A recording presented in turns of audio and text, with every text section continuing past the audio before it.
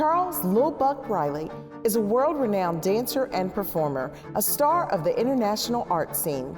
He's performed with Yo-Yo Ma, Madonna, and Baryshnikov. But his story begins right here in Memphis, Tennessee. I'm Pat Mitchell-Worley, and this is A Conversation with Lil Buck.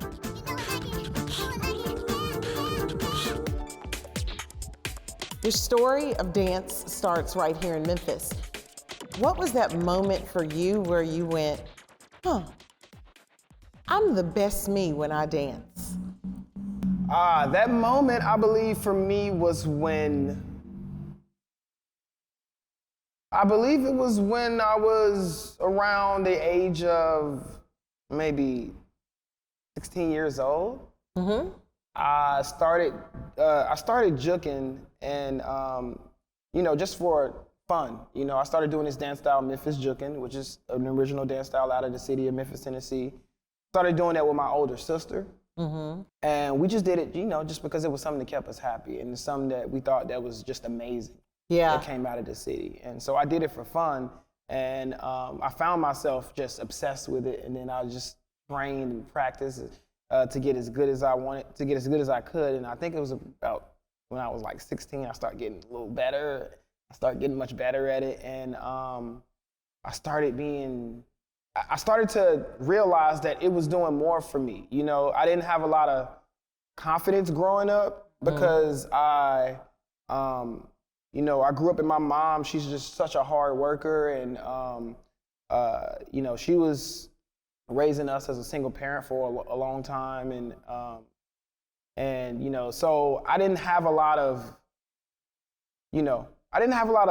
influence in my life that was, and the interactions, interactions exactly. So, that's just something that gave me confidence. It helped me find who I was, and I think when I was 16 years old, I started to realize, like, okay, this is me. This is me. Like, I'm in this. I am a dancer. Like, I realized that I am a dancer, and this is something that I wanted to do, and that's something that I believe was the best version of me when I saw myself moving. I didn't get, that was the most joy I got out of, life in that point in time, was just, being able to dance and enjoy it and seeing myself grow, and find out who I really am and find myself through movement. It was at the age of 16.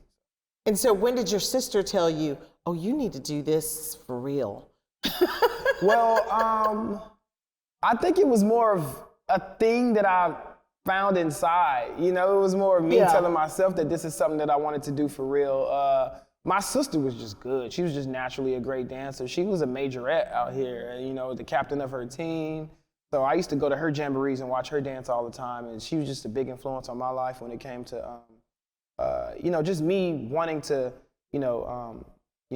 keep that alive and have fun with it. But, she also loves sneakers and she loves shoes. So she ended up, she eventually ended up, being a manager of like different Foot Lockers out here in Memphis, Tennessee, because that's just something she was passionate about. But I think I just kept it going on my own just because I felt like that, that was my calling. Like I said, when I was 16, I was like, this is something that I think I really want to do. I knew I wanted to do that at a young age because, I used to draw people. I was an artist, and I had a few other talents, but when I started dancing, then it just took over everything. And then by that age, I was just like, this is something I want to do. I need to keep going. And I think it was actually when I saw videos of other jukers. Yeah. In the city, because I grew up in South Memphis. Then my family moved to Westwood, and out there in Westwood, it's you don't get a lot of jukers. It's some really good jukers out there, but you don't get a lot as much as you would see in South Memphis or North Memphis, in East Memphis. And so I was out there and I was doing a lot of training on my own. But when I saw these, like I got this DVD I got a hold of with like a lot of jukers on there that was just getting down. When I finally saw that, I was just like, blown away because I've never seen it at that high of a level. And then that's when I was like, ooh, I want to do this. I want to get as good as those guys, So like a lot of my mentors that are people that are mentors in my life now and muses for me now as far as, movement goes, they were those guys that, you know, inspired me to just keep it going when I saw them, because they were doing it at such a high level. Just felt like I had a lot of catching up to do. So you say you speak to a high level, and you know, when I first saw you, you had just joined the New Ballet Ensemble, yep. and you were part of that team there. And I remember the first time, I was just like, this is just me with my mouth open. Like, oh my goodness, the fluidity of the movements were just so mesmerizing. And it doesn't matter the age of, you know, the person who's watching, the reaction is the same. But for you, it was also about picking up some new skills as far as dance is concerned, that it didn't just end with, okay, I enjoy juking, but what else can I do? Absolutely. So, you know, talk a little bit about that, about it being more than just, you know, this one style of things, and how you were able to incorporate that into creating your own style. Absolutely. Well, I was just, you know, I was young, and I had such a strong passion for juking and for dance in general, because like I said, I grew up just dancing with my sister before I even knew how to juke, or before I even knew what it was. I grew up just dancing with my sister, and we used to watch Michael Jackson. I think we had this Michael Jackson VHS tape of like one of his tours or something, and we watched that religiously and learn the choreography that he did on his tours just from watching it so many times, you know? So like, I was just in love with dance in general. And that was my first, you know, inspiration, just watching Michael Jackson and wanting to be at that high level of dance that he was. And I knew he did like so many different things, you know, and that was a big inspiration for me. But then when I started seeing Memphis juking in the city, then I was just like, wow, these guys are gliding just as good as Michael Jackson in my backyard. So like, that's when I really took it on. And but I still had that passion to be a great dancer in general. You know, the better I got at Memphis juking, the more I wanted to challenge myself, because I found that I fell in love with challenging myself. You know, I fell in love with that process of like learning new things and teaching myself new things and just evolving. So I grew that passion to wanting to be one of the best dancers in the city. You know, I was like, I want to be one of the best dancers in Memphis, period. So how do I do that? I got to just learn as many dance styles as I can, you know, and that's where my mentality was at that time. But I also was a big fan of Bruce Lee at a very young age. And Bruce Lee is somebody who, you know, I used to watch all his kung fu movies and all that stuff, but he also had these philosophies on just, you know, not conforming to one style, and style being a crystallization for him, and, him actually, you know, having a foundation, but learning different styles, you know, that help him become a better, you know, martial artist in general, not just in one form, but in many forms. So like that inspired me to just, you know, I was like, Bruce Lee is one of the greatest, you know, martial arts of all time. Like maybe I can adapt some of his philosophies into, you know, my approach to dance. And so that's when I started, you know, I was like, okay, I just got to be open. You know, I got to be a river, and I just got to be free to flow with whatever dance styles that, you know, attract me. And that was one of them, because in the ballet, I saw dancers on their toes and spinning around. And I know we get up on our toes, you know, from time to time in Memphis juking. So I was like, wow, I wonder if I can master that. I wonder if I can learn how to do that, you know, and find out the mechanics to like how they can hold, how they have that strength and how they activate that strength and all that. I was asking myself these questions at a young age. So that's when I, you know, like I said, I opened myself up to learning different styles of dance, and I became a company member with New Ballet Ensemble. But even before New Ballet, I was a part of a dance company called Subculture Royalty with, you know, Miss Taryn Cook, and she, and I learned a lot in that company. You know, that's where I learned how to do choreography and learn from other people and learn, you know, how to learn great movement from other people, you know, at a high level. And Taryn introduced us to, you know, jazz and all these other different styles of dance. And that's how I was actually introduced to New Ballet Ensemble, through Taryn. And through New Ballet, I learned like Martha Graham and Twyla Tharp and all these other different dance styles and contemporary dances that I never knew existed. And that's when my brain exploded. Yeah, my mind just, it just became a whole new world for me of discovery, right? I was like, okay, wow, I love this out of Martha Graham. I love this out of Twyla Tharp. I love this out of, jazz. I love this out of ballet. And that's when my hunger to just learn how to, dance and learn as much as possible, it started there.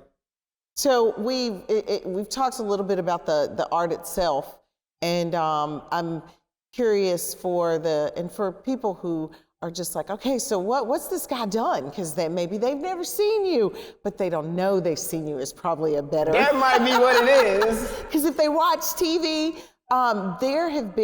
you went from, performing The Dying Swan, which everybody was just so mesmerized with, and that sort of caught on fire and created this viral piece that took you all over the world. First of all, let's go there. Yes.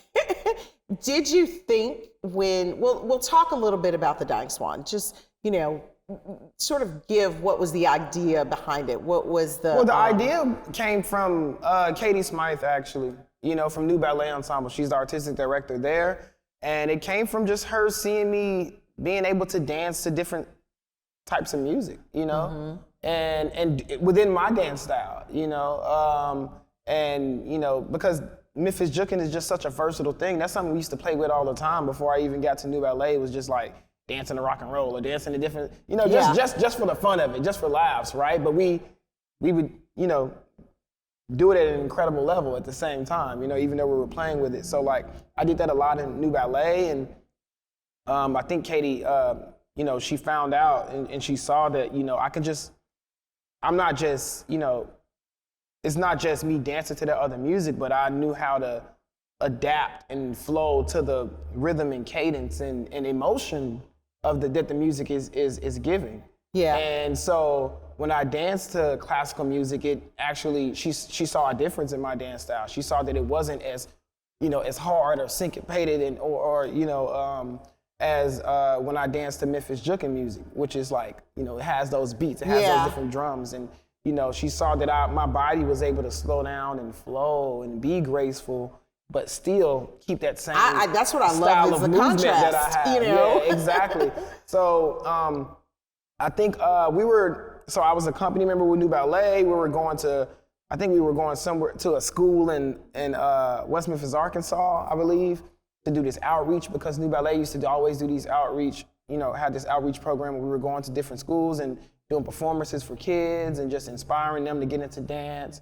And that's when she asked me on the way there, we were in the car, and she just Lil Buck, you think you can do something to this? And then she played The Dying Swan, and I was just like, yeah, I like the flow of it. I like how, I like the rhythm. I can hear the story in it. So that was my actual first time performing The Swan is at an outreach program with New Ballet. And then that video that got recorded from that moment, Damien Wetzel, who's the principal of Juilliard right now in New York, he ends up seeing that footage, him and his wife Heather Watts. And they were working with Yo-Yo Ma at the time, because Yo-Yo Ma was on a committee on the of arts and humanities that they had. And if you fast forward, I moved to LA after that. They ended up reaching out at that time when they saw the video to Katie, and Katie got them a hold of me, and then I ended up meeting Damien, and he introduced me to Yo-Yo Ma, who actually had a concert at the Walt Disney Hall in LA at the time, so it was perfect time. And I was living out there. Yo-Yo Ma was out there doing a concert, and Damien, he wanted to make this connection. So he made that connection between me and Yo-Yo, and that's how it happened. I met Yo-Yo, and he was just one of the most warm-hearted people I've ever met in my life, and we ended up doing that performance of The Dying Swan, and it just the rest was history. It just blew up. From there, TV commercials. I mean, it is. I have to say that I know that there are a lot of Memphians that the first time seeing you on a commercial was just like, yes.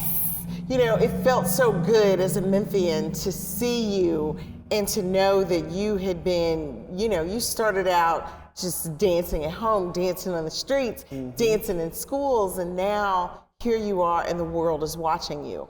You know, did you think that in this process, and I'm like asking you to, you know, look back on, 2020 hindsight is a beautiful thing, but did you think that you would be able to take everything that you were learning and turn it into this global piece? Because you have it, a lot of dancers have boundaries on what they can do, and you have shown through your work that there are no boundaries. That there isn't a sense of, no, this is this kind of music, or no, this can be used in this way, or this inspires this person. You sort of, push those boundaries out of the way. So for you, what's happening in your mind as all of this is happening, to you? You're actively engaged in it, but what are you thinking? I mean, it was a big part of my dream. I had a dream of really putting this dance style on the map with Memphis Jookin, but also pursuing a career with what I love, because this was something I was so passionate about that I knew I wouldn't be passionate about anything else as much as I am about this. Yes. So if I was to have a career in dance or something that I made a living from, it would be from this. And I was just, I was just hard-headed. I moved to LA. I was like, I'm gonna go to LA no matter what happens, because I've struggled in life a lot. I come from, a family of very little means. I grew up poor, and so I know how it feels to struggle but still survive and still have happiness within that, because I've had that with my family. I've had that with my sister, and I've learned how to find joy in just dancing every day. That's what kept me happy and going throughout my whole life when I had these struggles growing up. So I knew that, making that move and making that happen for me, I was willing to do that. And I was willing to pull up with the struggles because it was hard. I'm not going to say it was easy. It was very hard to make those things happen for me, as far as booking commercials and all this other stuff and really putting myself out there. But I knew that was something that I wanted to. I knew I had so much belief in this dance, and nobody was really taking that risk. And I felt like, at least for my generation, and I felt like somebody had to take that risk, and I just did it. And like I said, I put a lot of work into it. It was a lot of grit and grind outside of Memphis, but I made it happen. And to be able to have this moment where I could just look back and see all the things that I've, been able to do and accomplish, it's just like, I don't know. It's a feeling that I can't describe, So let me ask this: of everything that you've done, what has been the thing that you were just like, this is the hardest thing I've ever had to do, and what helped you as far as pushing through? Yeah, for me, that thing, I think that thing would be keeping that mental drive to not give up, while I was out there in LA.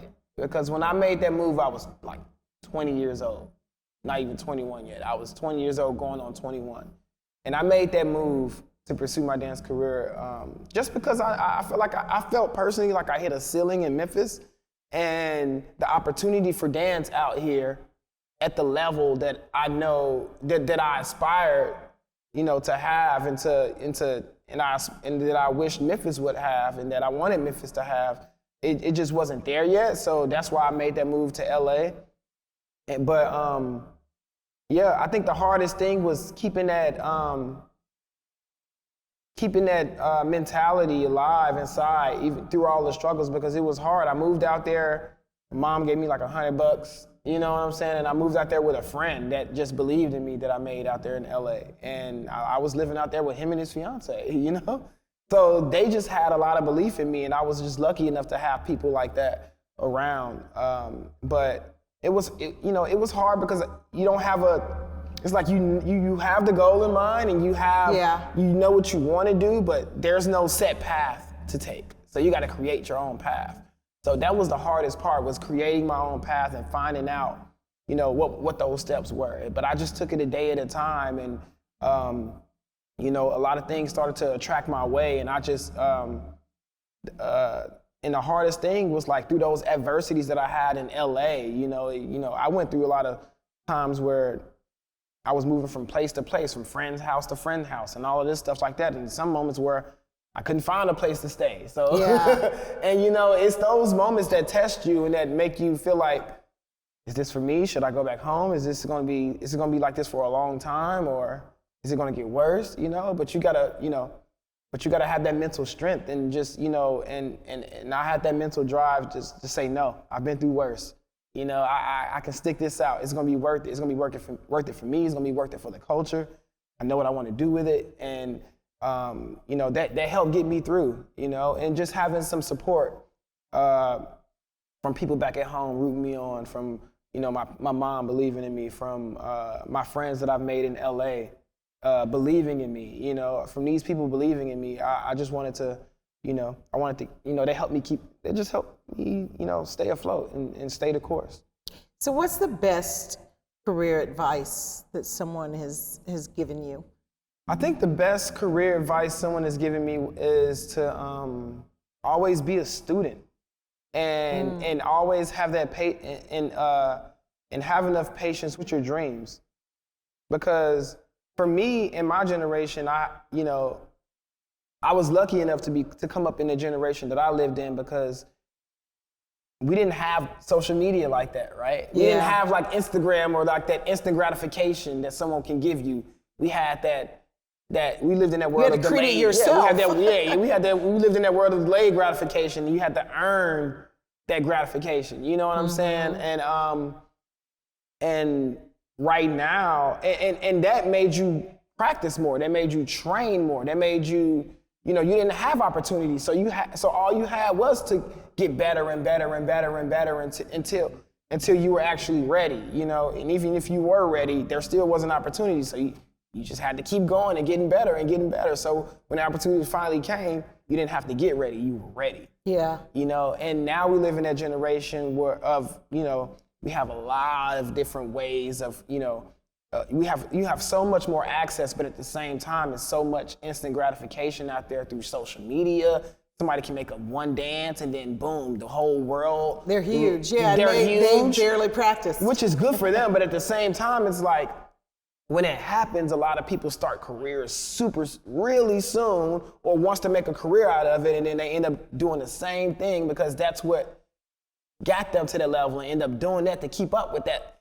But as far as like pursuing an actual career or creating longevity for themselves, that becomes hard for them because, they've spent so much time on that. They haven't spent enough time training and just growing and evolving to the point where like they can actually evolve to another, to evolve to having longer longevity, I guess. So a lot of people would reach out to me on social media like I'm the Master P of this dance or something like that. Like, Lil Buck, let me know, how do you do it? How do you last so long in this industry? And what's the secret? A lot of people would just ask me, and it's, for me, it was just, being patient with myself. I try to tell the kids in Memphis all the time, like, because they always hit me up, man, I'm ready for that. I'm ready to go. And they ain't even graduated high school yet. Yeah, it's like. So I'm like, listen, just slow down, man, and just be patient. Prepare. Keep training, keep preparing. And you're only gonna get stronger, and that opportunity is gonna come. And when it presents itself, you're gonna be ready. So speaking of being ready, what is next for you? There's a lot. What I'm can working you on tell right us? now. Okay. What I can tell you is that I've seen, I've seen how people are inspired by seeing me on commercials and on TV and things like that, because that's what we do, right? We have to watch our TV shows, we have to watch our TV, and I see how that inspires that's been inspiring a lot of people. A lot of people have been reaching out to me saying, man, I started dancing now because of you, or I started doing this. And I think that's a form of, that's something that I always had a passion for, is doing that, not just for my career because because that's something I love to do, but also because I know what that does for people back in my hometown that see me do that, And so I've been getting a lot into choreographing TV shows and actually just acting and films and TV. That's another passion I'm getting into. So I'm working on a film right now. I'm working on a stage show, a Broadway show that I'm developing right now in New York.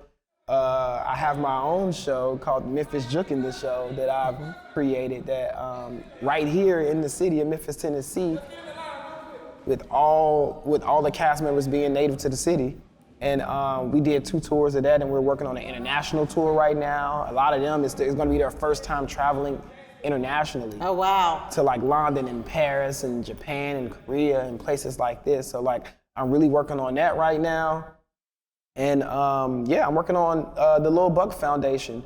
And it's a foundation I'm working towards that should be up and running within, 2 or 3 months from now. But it's a foundation I'm working on to just give opportunities back to the youth in Memphis, Tennessee. Well, it's amazing. I know that they're telling us that we have to wrap up. I told them there wouldn't be a problem in us talking for this time period. There is so much more that I could ask you. I have tons of other questions. So maybe we'll get back together and we'll have a conversation part 2. We will, absolutely. Well, thank you. So much. Thank you for your time. I appreciate this. It's been great having this conversation with you. Thank you. Thank you.